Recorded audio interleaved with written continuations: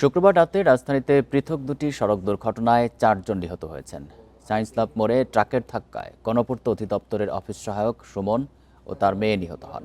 অন্যদিকে তেজগাঁওয়ে covered van ও CNG সংঘর্ষে নিহত হন চালকসহ আরও একজন।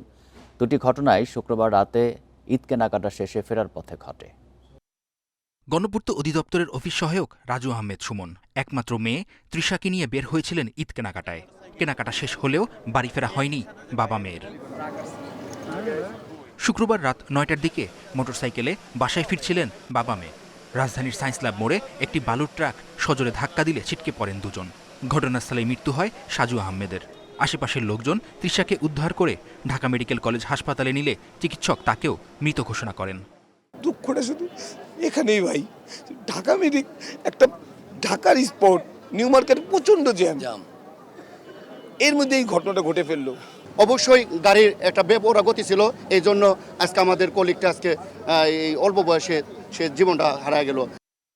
এদিকে রাজধানীর তেজগাঁওয়ে রাত 11:15টার দিকে সিএনজি অটোরিকশাকে কাভার্ড ভ্যানের ধাক্কায় নিহত হয়েছেন আরোহী হারুনুর রহমান ও চালক আলিম গাইন। গুরুতর আহত আরও 2 জন যাত্রী। ঈদের কেনাকাটা শেষে পরিবার নিয়ে বাসায় ফেরার পথে বিজি প্রেসের সামনে কাভার্ড ভ্যান ধাক্কা দিলে আইল্যান্ডে গিয়ে পড়ে সিএনজি অটোরিকশাটি। এই ঘটনায় কাভার্ড ভ্যান ও চালককে আটক করেছে পুলিশ। তাদেরকে ঢাকা মেডিকেল কলেজে প্রেরণ করা হয়।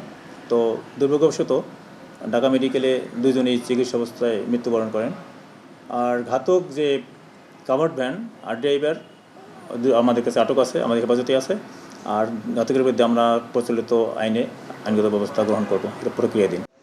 এ বিষয়ে একটি মামলার প্রস্তুতির কথা জানায় তেজগাঁও শিল্পাঞ্চল থানা। শিকদার মেহেদি, ইন্ডিপেন্ডেন্ট নিউজ, ঢাকা।